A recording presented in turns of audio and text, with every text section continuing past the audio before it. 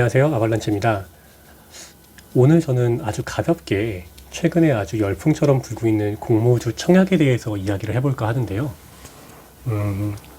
공모주에 대해서 이야기를 하기 전에 우리나라에 상장되어 있는 주식회사가 총 몇 개나 되는지 혹시 알고 계신가요?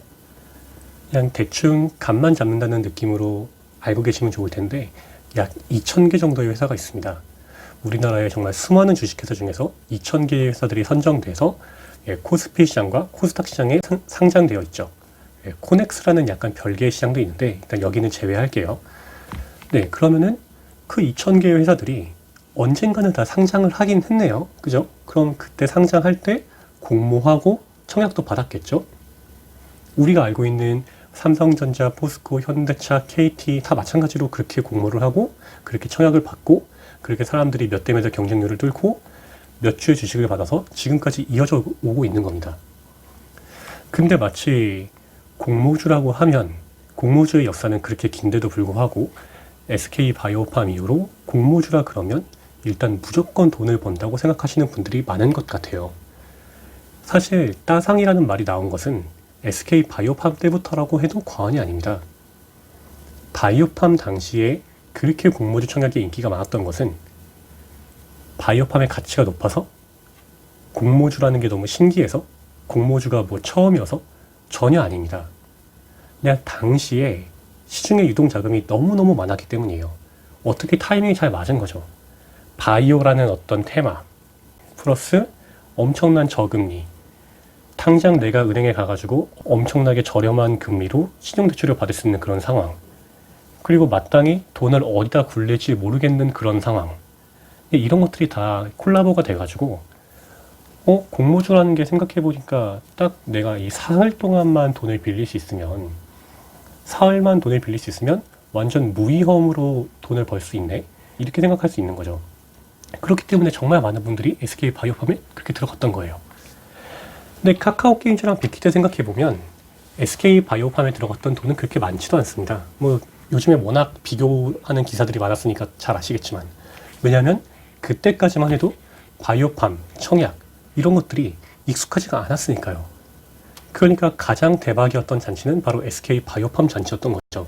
왜냐하면 수많은 사람들이 뛰어들기 전이었고 그래서 그만큼 경쟁률이 낮았으니까요. 요즘 다 1억 투자했을 때 몇 주, 1억 투자했을 때 몇 주 이런 식으로 기사들이 많이 나오고 있는데 그 이유는 바로 일반적으로 가지고 있는 돈 플러스 신용대출 왕창 땡겨가지고 잠깐 넣을 수 있는 돈이 일반적인 직장인들이 한 1억 정도 된다고 기자들도 그걸 감으로 알기 때문에 그런 거라고 생각해요. 그러면 지금 누군가가 너한테 1억 잠깐만 융통할 수 있으면 그냥 한 30만 원 정도 벌 수 있을 것 같은데 괜찮지 않아? 라고 말을 할 수 있겠죠. 야 1억에 30만 원이면 그 수익률이 뭐시야? 몇 퍼센트냐? 한 0.3%인가요? 0.3% 수익률 보려고 내가 그걸 해야 돼? 라고 말을 할 수도 있겠지만 그렇게 생각하지 말고 그냥 하루 이틀만 버티면 30만 원이라니까? 라고 생각하면 충분히 많은 사람들이 들어갈 수 있죠. 그래서 마치 광풍처럼 유행처럼 카카오게임즈의 청약이 시작됐던 거예요. 그래서 카카오게임즈는 소문난 잔치에 먹을 것이 없다고 사실 그렇게 큰 재미를 가져다 주지는 않았죠. 투자자분들께.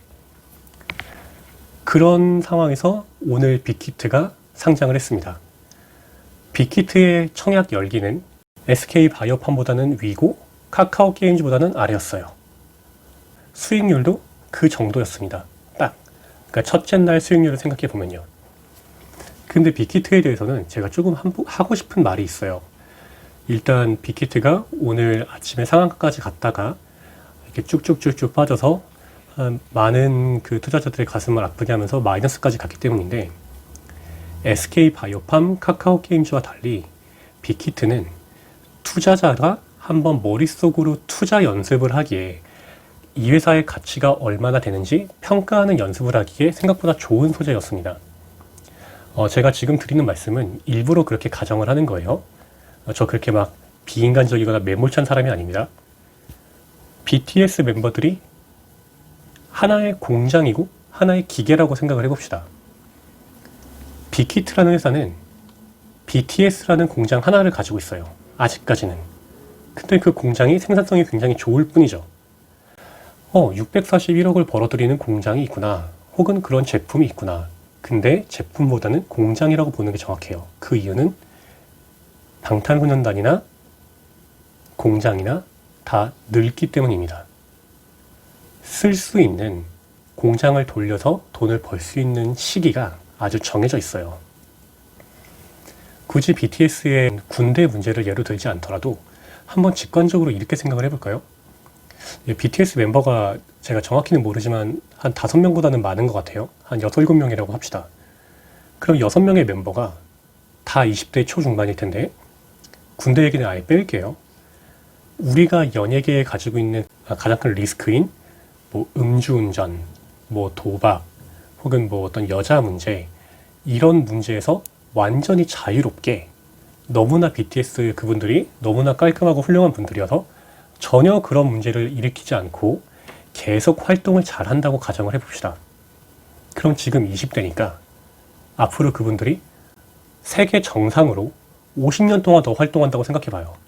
그 6명 멤버 모두가 나훈아처럼 아주 완벽하게 너무 멋있게 늙어서 아무런 구설수 없이 지금으로부터 50년간 계속 세계 정상을 계속한다고 쳐요. 그러면 600억이었죠, 아까? 600억을 매년 50년 동안 벌겠네요.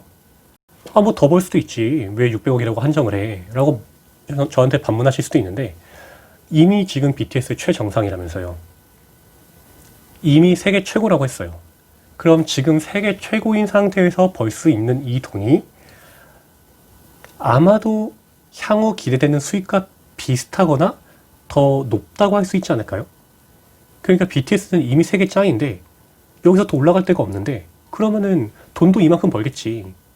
앞으로 이거보다 더 잘 벌기는 힘들겠지. 라고 생각하는 게 좀 더 합리적인 추론이잖아요. 세계 1등이 올라갈 자리가 많은가요? 내려갈 자리가 많은가요? 내려갈 자리가 명백하게 많은 거예요. 근데 이거는 가정하지 않고 세계 1등을 50년간 한다고 해도 오늘의 BTS의 시총이 얼마? 1년에 600억 버는 공장을 돌려서 9조의 시총을 감당하려면 과연 이 공장은 얼마나 오랫동안 돌아가야 되는 걸까요? 복잡하게 막 설명할 게 없이 그냥 직관적으로 이해가 돼야 돼요. 밸류에이션을 할 때는 그냥 어려운 이야기, 어떤 이런 희망, 이런 비전 배제하고 현재 상태만 보는 거예요.